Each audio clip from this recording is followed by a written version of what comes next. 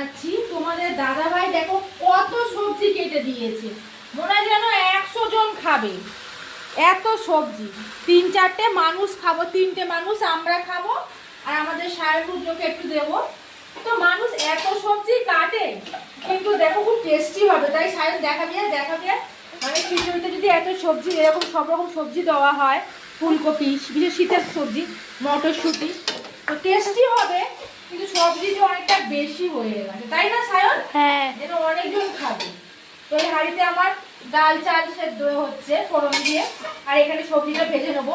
আর আমার ক্যামেরাম্যান কি কষ্ট করে ওরা ভিডিও করে দিচ্ছে দেখো, একবার দেখো। অন্তত এই ক্যামেরাম্যানের জন্য একটা লাইক তোমরা করো। বাচ্চা কোলে নিয়ে ওকে দেখো, যদি বলি কোনোদিন ভিডিও করে দাও একটু, খালি পালানোর ধান্দা।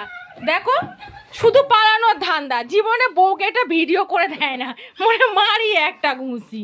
একটা সায়ন থাকলেও ও দেখো তো না করে না যে হ্যাঁ কাকি দাও আমি করে দিই। তুমি পারবো না, সরে যাও এখান থেকে, পারবো না।